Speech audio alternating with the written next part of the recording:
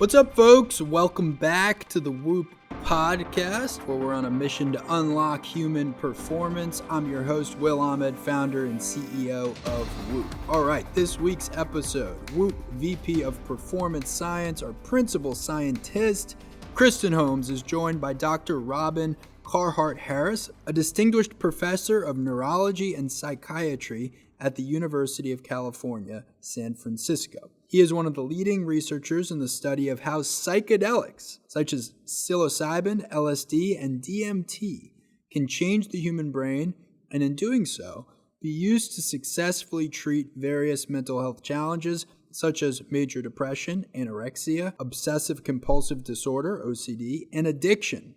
Kristen and Robin will discuss the etymology of psychedelics, his research on altered states and altered consciousness. It's all about self-discovery and the potential to cure mental health.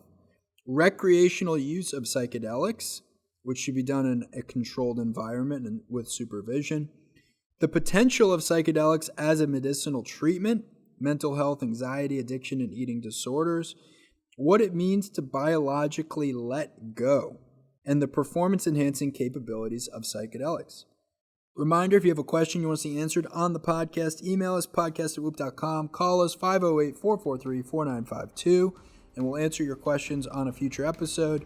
Without further ado, here are Kristen Holmes and Dr. Robin Carhart-Harris.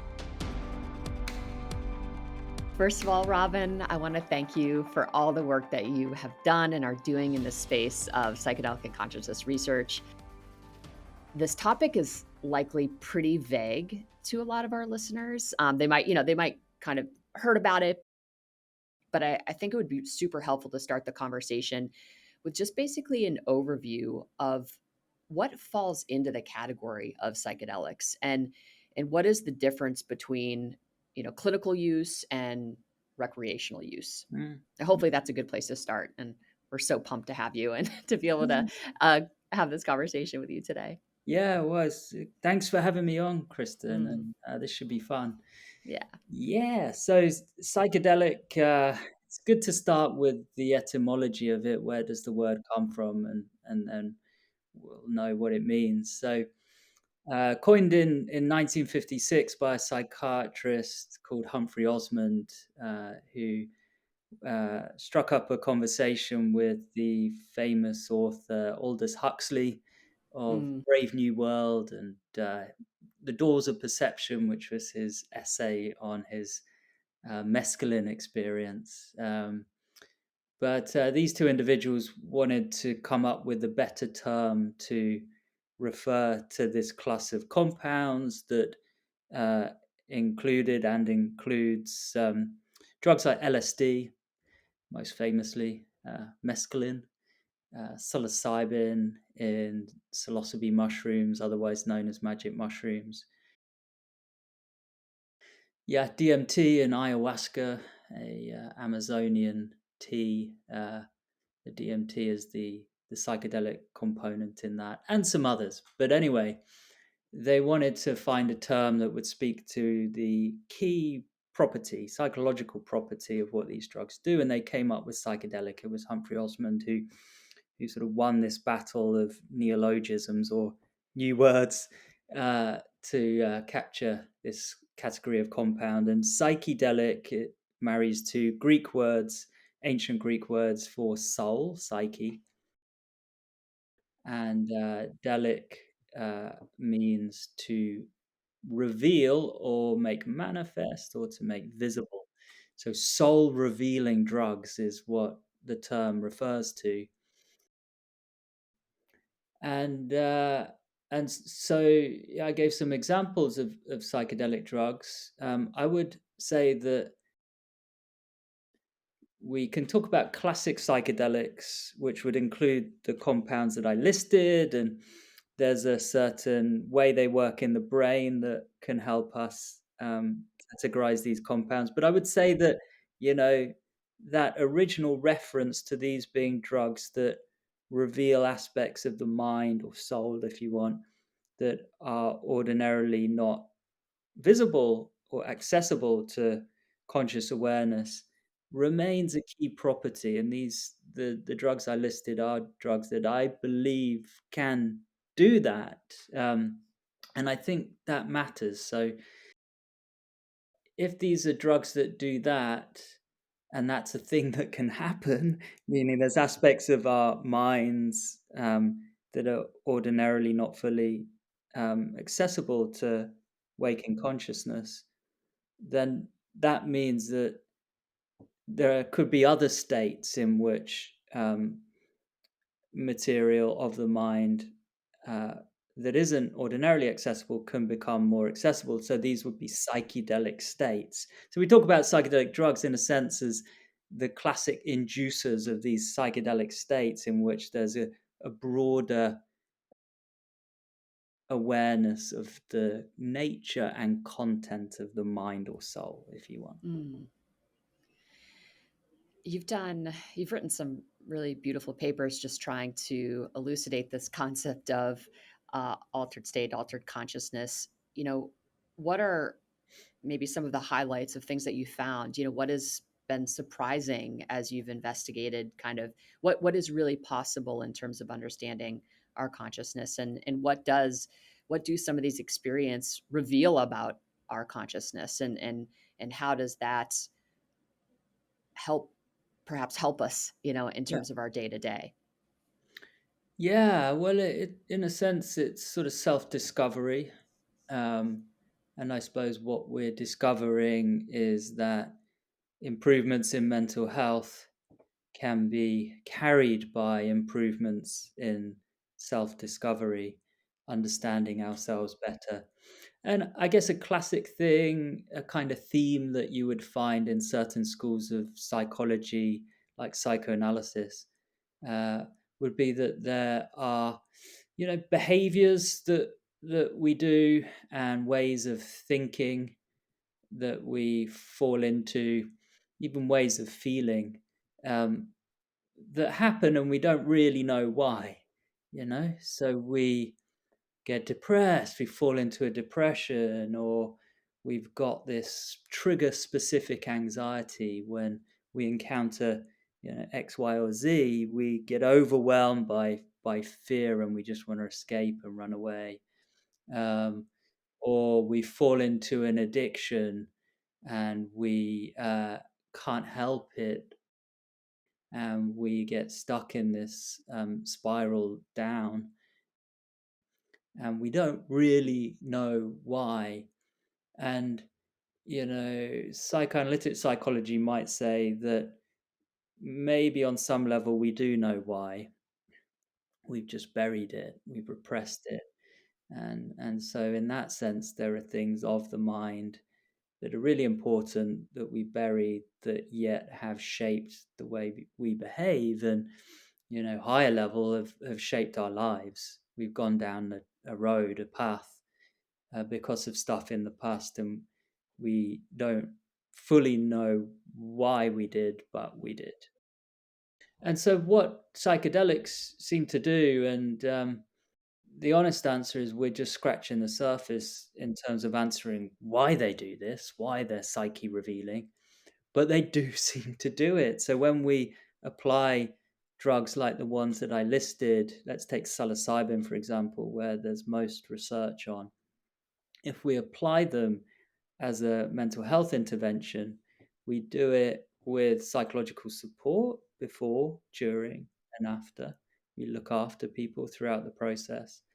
And then they have the drug experience in a very controlled and supportive environment with music listening and usually two people, mental health professionals, looking over the person on the drug.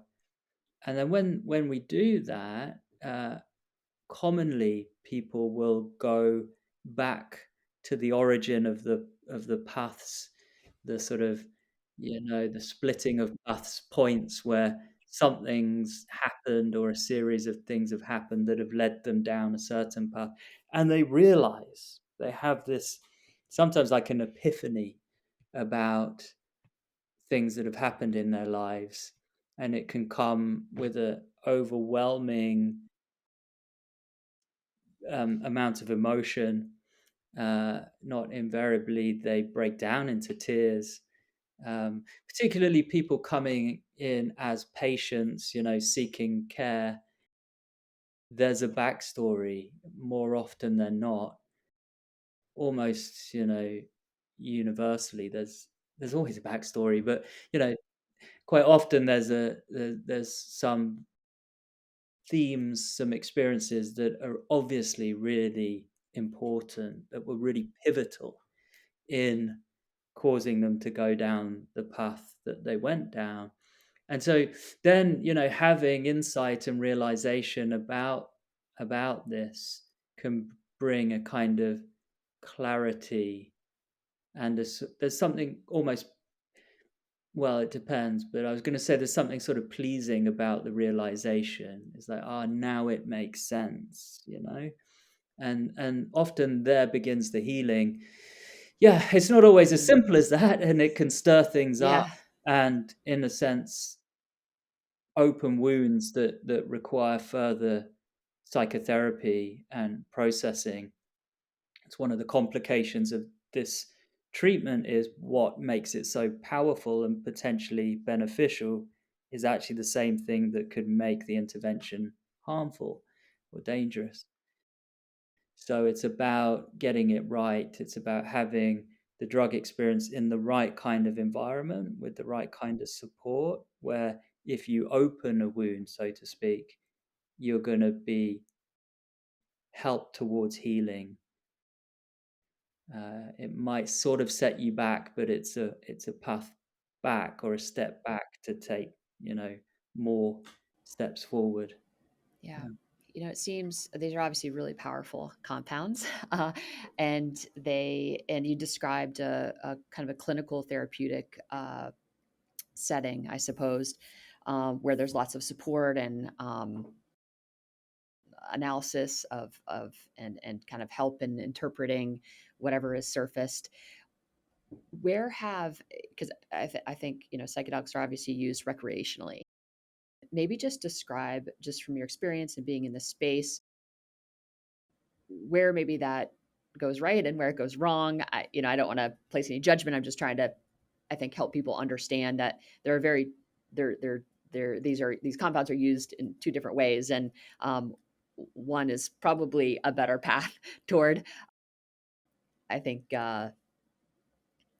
promoting kind of health and wellness, and one might not be as ideal. I would just to love to hear your kind of thoughts on that. Yeah, well, it's true. I mean, a lot of people think of psychedelics, at least, historically. Times are changing and attitudes are changing in a positive direction, I think.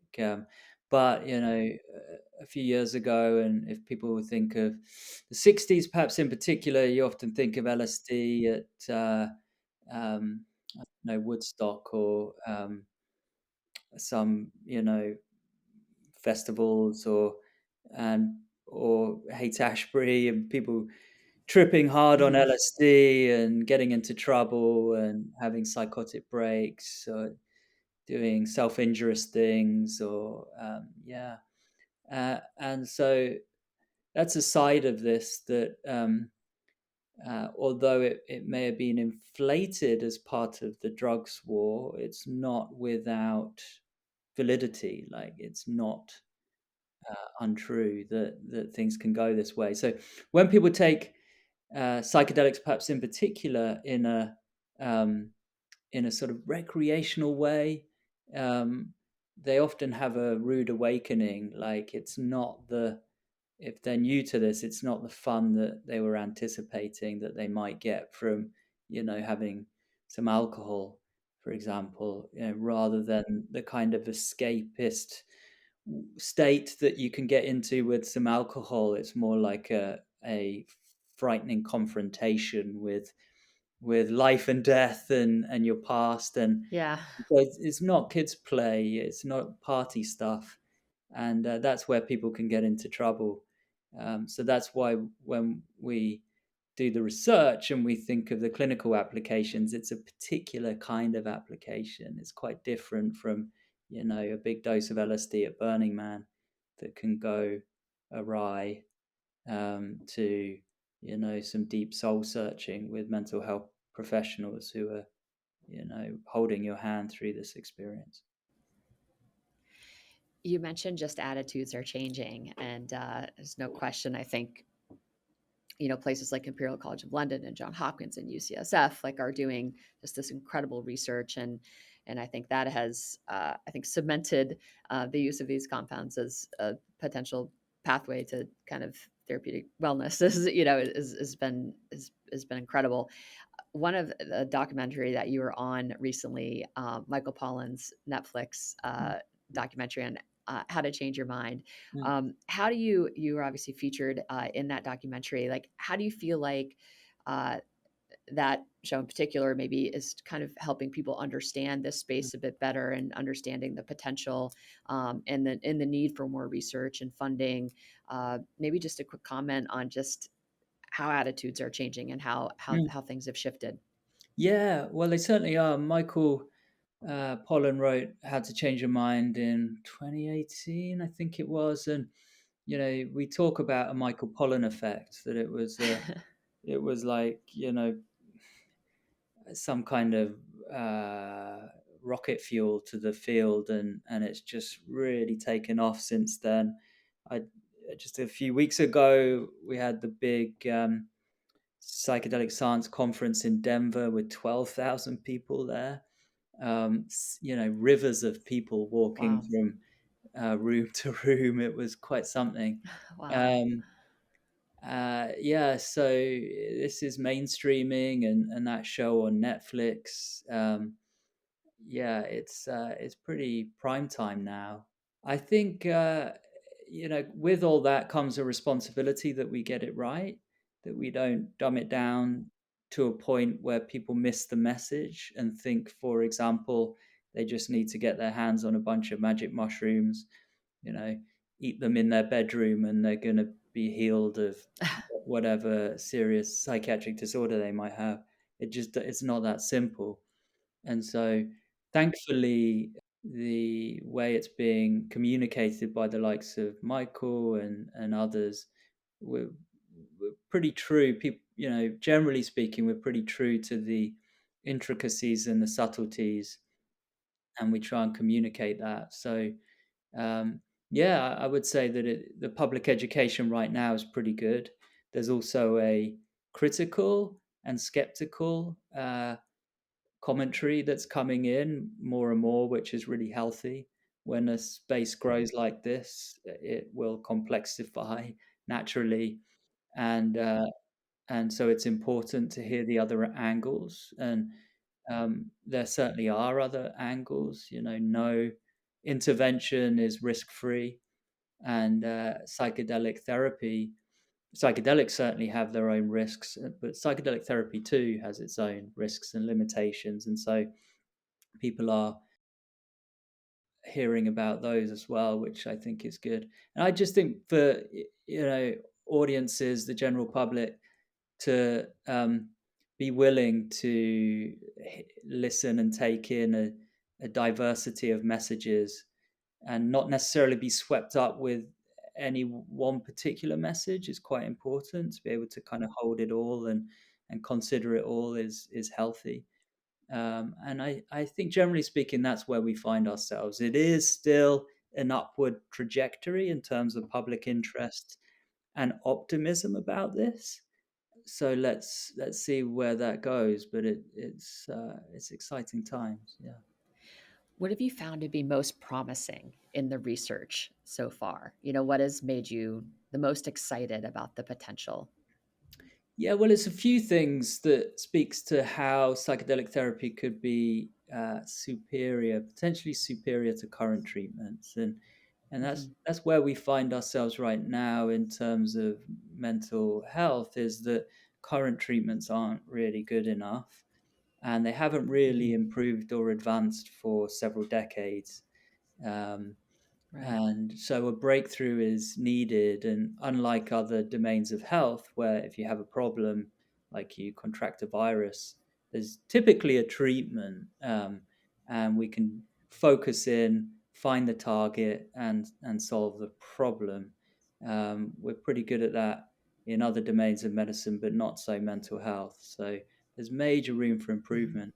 And the exciting thing about psychedelic therapy is that maybe it hits the target, and what's the evidence for that? Well, there's a number of trials that have been done now in major psychiatric disorders like depression, anxiety, addictions.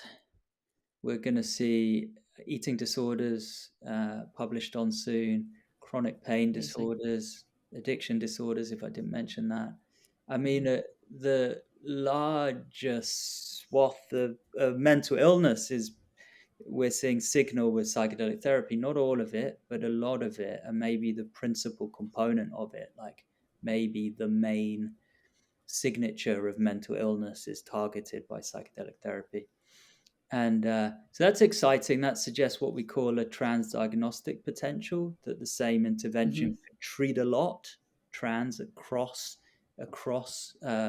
diagnoses, across mental illness, the same intervention seeming to work. And how does it work? Well, the evidence suggests that it works rapidly. So we see improvements in many people days and weeks after the intervention. So that rapid action is important because, say, in depression, antidepressant drugs typically have a long run-in period before they start to be effective. Same with psychotherapy; it takes time for it to begin to really change people. And then we also have often just few interventions, like 1 or 2 doses, and we get a long window of response as well. So months out. And in some people, they find health and stay there. So they stay in remission. And so that rapid action, the enduring action, this transdiagnostic action, an action with few interventions. So that's good for side effects because, you're only having to take the actual drug once or twice. In probably most cases, but not all of them. And let's see. Well, those are some pretty important things.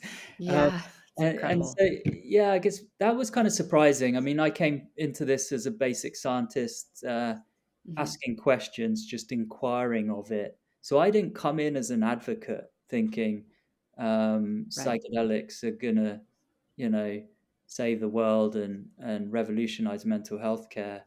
And so I've kind of learned on the job about their promise. And if I think about As it, any good scientist would. right, they should, yeah. And so that's been a major learning for me, is like, oh wow, this really can work. I'm interested, or I'm wondering if you have looked at markers of sleep, any kind of physiological markers like heart rate variability and heart rate, and kind of have, do you have a baseline, and kind of after treatment, do you see changes? I guess I wonder, I've seen in our data, and we've done just a couple small case studies of veterans who have gone through therapeutic psilocybin treatment and have seen huge changes in sleep architecture and autonomic nervous system functioning. And it seems to there's a huge boost after the treatment, deeper stages of REM, deeper stages of slow wave sleep, or they're spending more time in these stages of sleep. We see huge boosts in heart rate variability, big decreases in resting heart rate.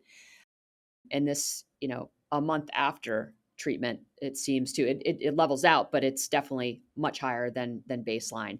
So I guess I'm wondering, to what extent, do these treatments potentially help improve markers of sleep and kind of autonomic functioning, and that is kind of what's happening mechanistically in terms of enabling a lot of these improvements. Yeah, well, I'd love to say that we've got more data on that. We don't have a ton, we've got a lot on the psychometrics, so the psychological measures before and after, where we see the improvements. Right. Just the qualitative.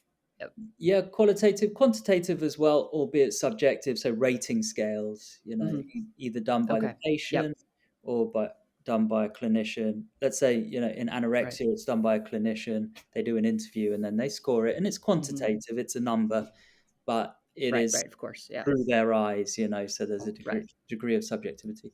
So we Yep. do all that, and we do brain imaging, but what we're missing is, in a sense, what you've captured with Whoop, and I think that's a really exciting, fertile place to go into.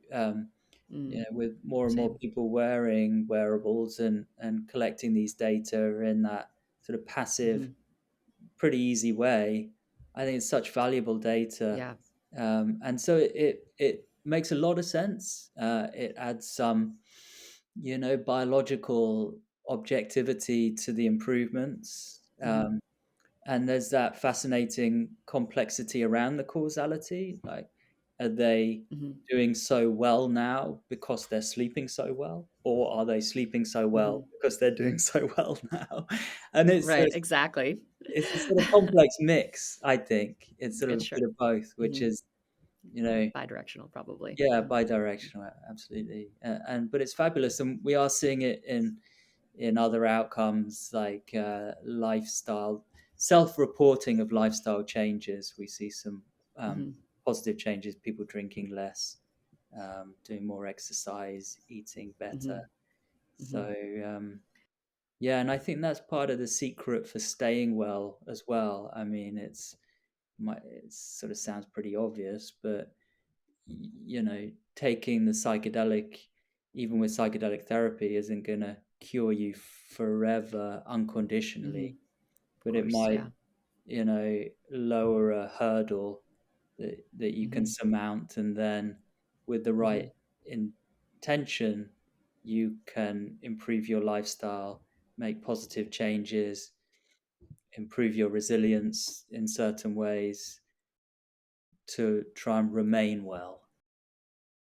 And so, if you're tracking outcomes longitudinally over a long time, you can start to see that. And perhaps those who are doing things to their behavioral changes, lifestyle changes, that they report, through Whoop, for example, and then you see that coming through in their physiological data, then you can feel good that they're helping to cultivate these positive changes, and that really matters. Yeah.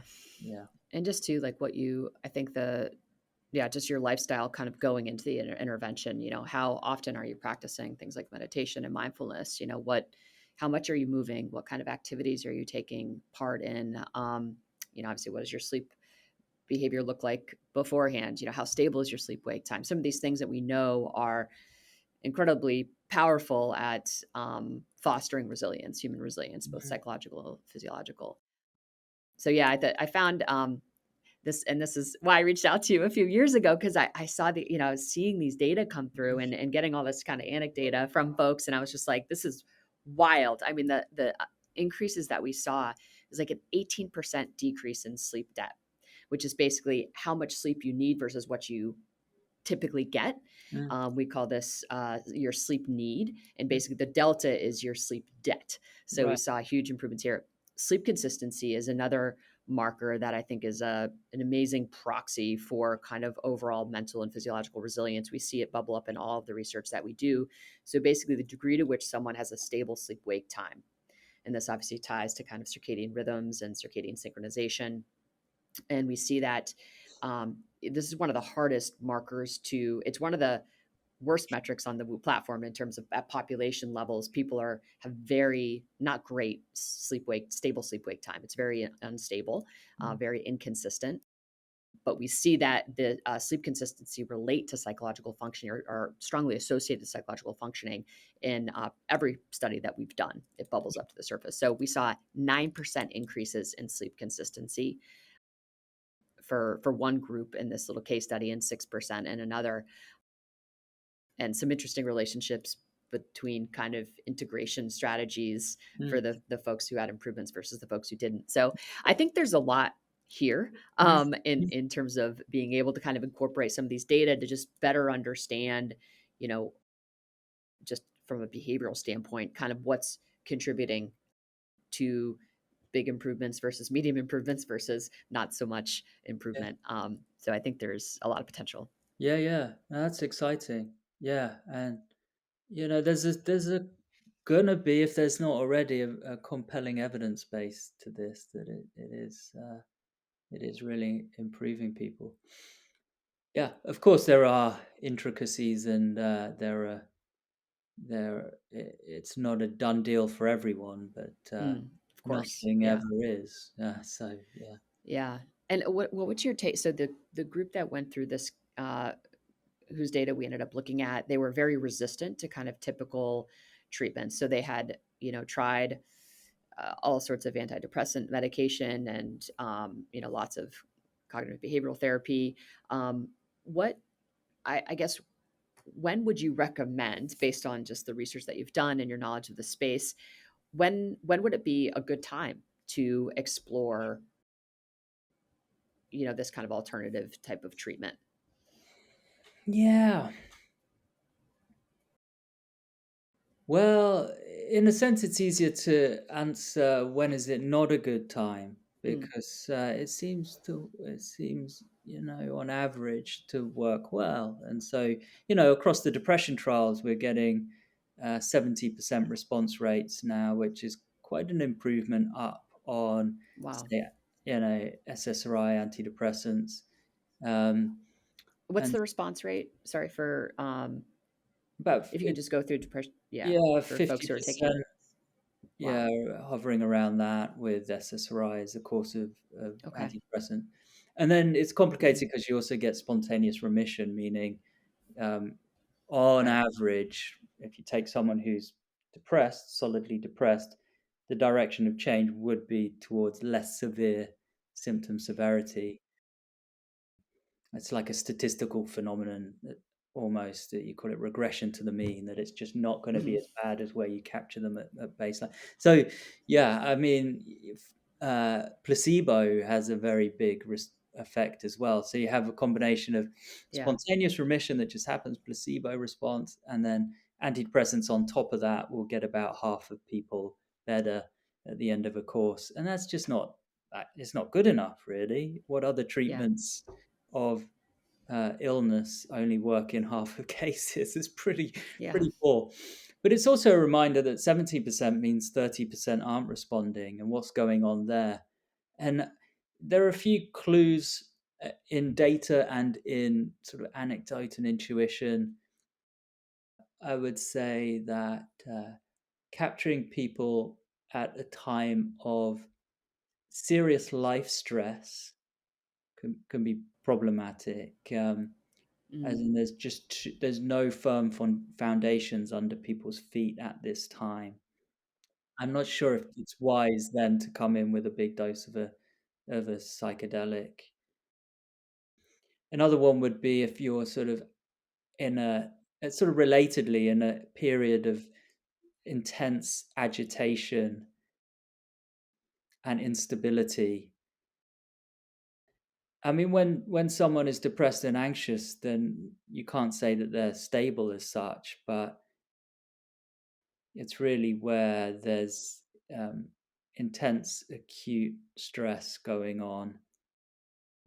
I get a sense that that's not a good indicator. Um, but there's also a very, very strong relational component around trust. So there you start to see this as, in a sense, not so much where someone is within themselves, but where they are when they're with the person or people who are looking after them for this experience. And so if there's a scenario where someone, yes, is in a very difficult place right now, yet they are with some supportive people who they just fully trust and really feel comfortable with, then they might be ready. And we do see in the data that trust is a very strong predictor of the kind of experience someone has under the drug, and then how they do afterwards as well. So it's a complex, well, it's sort of as complex as you want it to be. There may be some very strong components that are predictive of response, like trust. And then within the individual, it's a kind of readiness, and then that you can see how that would interact with trust. If they're trusting, they're going to become ready. Oh, now I'm ready. I'm ready to what? And the answer there is to let go with an inquiring mind into this experience. And knowing it could be hard, but letting go to that, trusting the process. And that seems to be a key sort of mindset factor going in. What does letting go biologically mean? Well, that's a fab question. It's one that I'm hoping to address in a study that we've just started recruiting for. I mean, the honest answer is we don't know yet because we haven't mapped it. I don't think anyone has. But we do have some hypotheses, and they'd be around, there's a fascinating thing about the mind, which is that it can push back on nature if you want. Like, it has its own causality, in my view. We're not just at the mercy of some one way, driving causality from body, for example. You can have top-down control. And so the intuition is that that top-down control is actually, in a sense, can be a problem in the psychedelic experience, because the sort of natural arrow of effect is one of breaking things down. I call it this entropic brain effect. Things disintegrate, structure in the brain, not so much literally, but organizational structure in the activity breaks down. And that's scary as hell. It feels like you're losing your mind. It feels like you're dying, and you want to rage against that. And you do that with the top-down controls. I don't want this. Make it stop.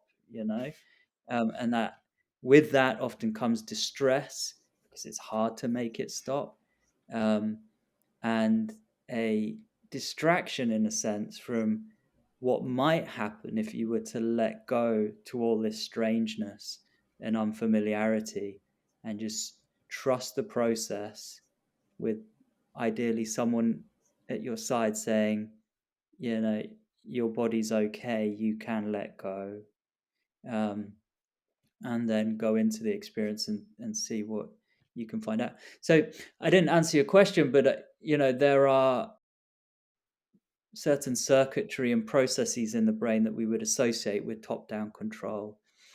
I guess the classic one people would think of is engaging the prefrontal cortex, a high-level aspect of the brain, projecting down, hierarchically projecting down into emotional circuitry to try and control emotional circuitry. And so that we can map with brain imaging, where we would see a directed information flow from the top of a hierarchy to a lower aspect of an organizational hierarchy. So frontal cortex down to, say, limbic brain. We can map that. And that would be what would be happening if someone's fighting a trip. And so if they're letting go to the trip, we would predict less of that. What we do see with psychedelics in the data is that the drug naturally flips the direction of information flow from a predominant top-down in normal waking consciousness. There's a lot of top-down in normal waking consciousness, to more bottom-up flow. And what I mean by that is from a low end of a functional hierarchy upwards. From more rudimentary systems and structures to more high-level systems and structures. So that's the general flow. And in a sense, letting go would look like that, would be letting go to that basic flip in the directionality of the information flow towards more of a bottom-up information flow. What would you say for folks who, are traveling okay, feel good mentally, physically, emotionally? What place does kind of psychedelics have, and for folks like that? Is Yeah. there a kind of a performance enhancing possibility? Yeah, I think there is. And we see that in the data again. So, if we recruit healthy samples of healthy individuals whose well-being is sort of bumping around the average or just a little bit below, then we do see big changes in the group average towards improvements in well-being. So that's, positive psychology is what it's sometimes called. Um, Themes like flourishing, not just being sort of well enough, ordinarily neurotic, someone like Freud might call it, but like actually saying, I feel good, I feel well, I'm loving life, and loving friends and family, and that positive aspect is something that we can see improvements in. We do see improvements in the data, and so that can come with a similar model as we do in the clinical trials, meaning big doses and the psychological support. But there's also this open question as to whether you can get it with lower doses, and there's a lot of buzz around microdosing. My sense is that even though the evidence isn't super compelling right now, there probably is signal in those mostly anecdotes. There's a bit of data coming through that is more promising now. But my view is that even with microdosing, you still need to twin it with something, some kind of practice, or some kind of self-development, like psychotherapeutic work. If you twin it with that, you're going to get the most out of it, is my sense. That's a hypothesis. Very cool. Yeah, we wonder, like, I guess, have you seen, when you say just improvements kind of relative to the group, improvements mainly in just perceptions of kind of emotional well-being and psychological well-being, psychological functioning, any markers of kind of performance, like from a standpoint of like better exercise capacity or improved endurance? I guess I'm just wondering how it might impact kind of those type of performance variables, or if that's even been studied. It's a great question to address in a study, and I can't think of one that's really nailed it yet. I mean, with some friends and associates and colleagues, there's an idea of doing something with microdosing and training to improve performance, and that principle might apply across a broad range of domains. Sport, maybe. It applies across domains of. It's really a learning principle, and so if you're improving performance physically, that might entail some kind of holistic action where maybe you're getting more into your body, more appreciative of your body and your body's health, and so taking care of your body, but also perhaps getting out of your head.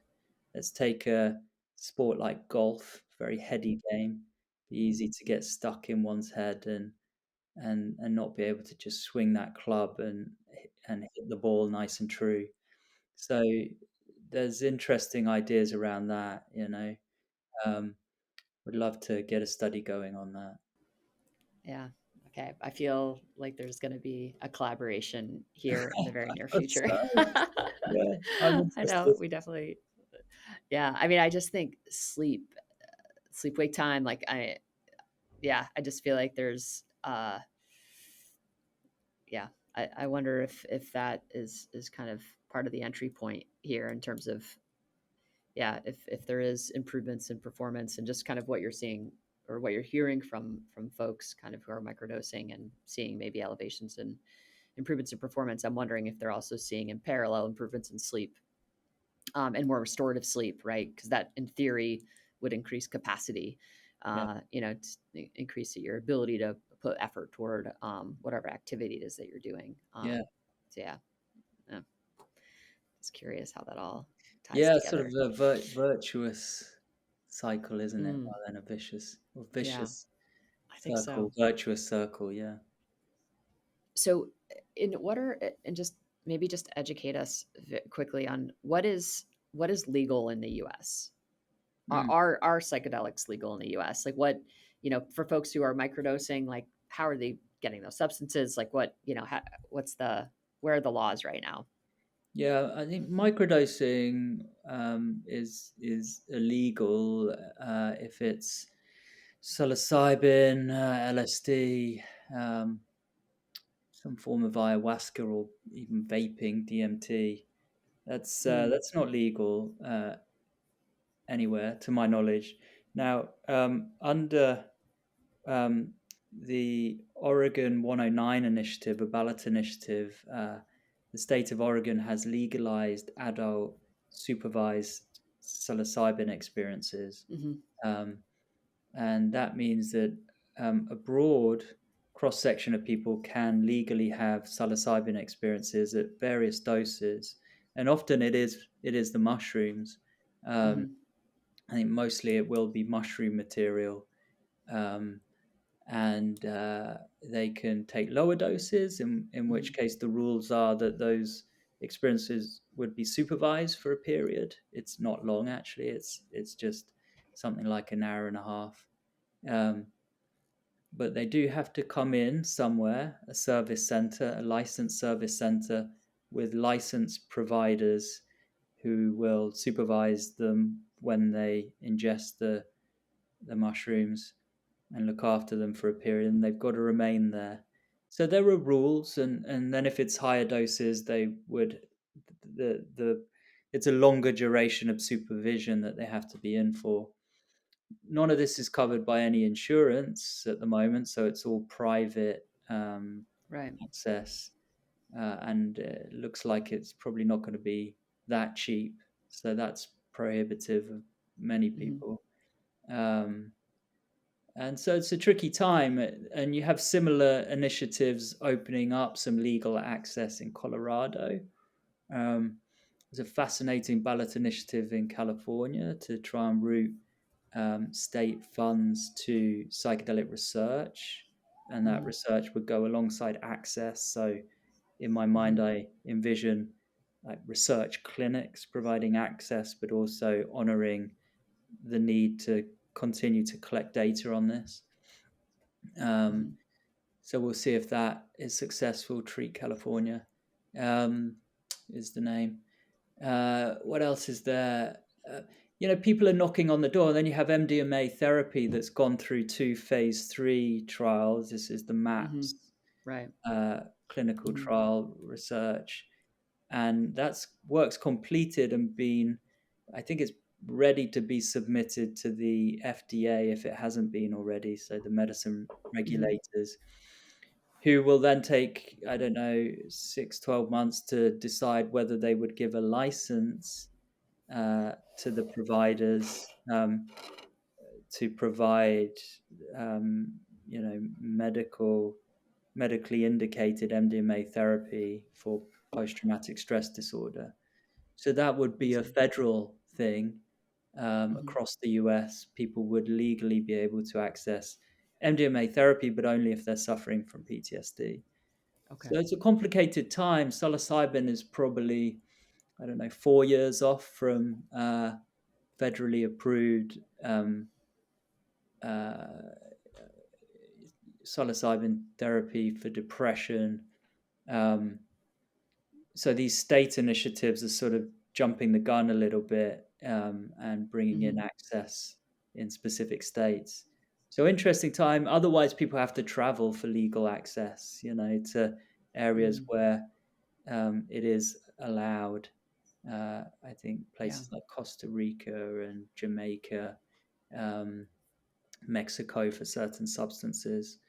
So it's a complicated time, and it's somewhat problematic because you have all this demand and all this promise, and yet very little opportunities outlet for legal access. So it's actually quite tragic in some cases because people know they can benefit and they can't get the treatment.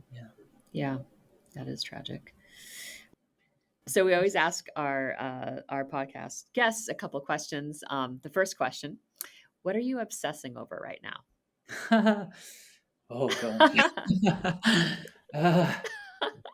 Well, what can I say? What might I say? I'm like, love people's reaction. It's just like, oh my God, the most amazing question. Because maybe what first came to your mind is like, I actually can't say whatever that is right now.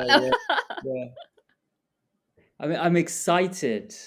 I'm excited about our first big study at UCSF, which is this deep dive into psychedelic substates. Amazing.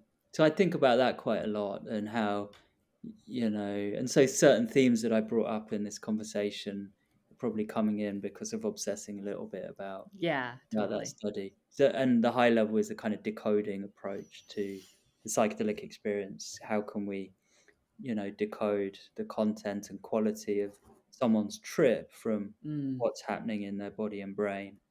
So that would be cool. Yeah. Good luck with that. No, I'm just kidding. It seems really complicated. I think, it's like, keep it simple. And even though the challenge is immense, totally. If we keep it simple, we could do it, and we could predict certain aspects of the experience. So, absolutely. Yeah. All right. Another question. What do you believe are the 3 biggest benefits to psychedelics? And I know we kind of touched on them, but this is like for our sound bites. Yes, self-development. Understand, know thyself. Yeah, that'd be number 1. And we need 2 more. Scientific discovery. Know reality. Know the universe. Okay. And the third one has to be, we can go to health, because it's different. Yeah. It's a little bit different to self-discovery. So heal thyself, keep thyself well. I love that. It's perfect. Know thyself, heal thyself, and scientific discovery. I feel like that's a really solid top 3. Cool. Well, Robin, it's been so lovely to reconnect with you and to talk with you today. Just as I said in the beginning, like, just really grateful for kind of this hero's work that you're doing. And I know you stand on the shoulders of lots of other folks, but I mean, what you've done is just absolutely unbelievable, and super excited for this new research that you're about to embark on. Can't wait to Kristen. see the results. Yeah. So where can folks find you, Robin? Where do you have, I'm working towards launching a new website for my lab, which I'll be launching later this year, which is exciting for me. That's a recent development. It's not there yet, so I'd say just follow me on Twitter until there's something else you can do with your time. And I can do with my time. Are you on Instagram? Yeah, but not really. Just I don't go into it that. I just go to Twitter. So it's only if I'm taken there by something. It's just bandwidth wise. I can only do one platform, I feel. So I do Twitter. Yeah, I know. It's a challenge to keep up with it all. When okay. Well, perfect. Well, thank you so much. Thank you, Kristen. It's been fun. Hopefully we can connect too on just some potential collaborations. I just feel like we've got a really amazing data set, and we've never really asked some of these questions around psychedelics. So it could be. Let's do a call on that and get stuck in. Yeah. It'd be pretty low lift, just really analysis. Cool. Yeah. We'll do it. Okay. I'll be reaching out. Cool. Good. I'm looking forward. Thank you. All right. Awesome. Thanks. Thank you to Robin for sharing his insight on psychedelics and recovery. If you enjoyed this episode of the Whoop Podcast, please leave a rating or review. Check us out on social at Whoop, at Will Ahmed. If you have a question you want to see answered on the podcast, email us podcast@Whoop. Call us 508-443-4952. Thinking about joining the Whoop? You can visit our website and try Whoop for free. That's a free trial membership at whoop.com. And new members can use the code WILL to get a $60 credit on Whoop accessories. That's all, folks. Wishing you a great week. Stay healthy and stay in the green.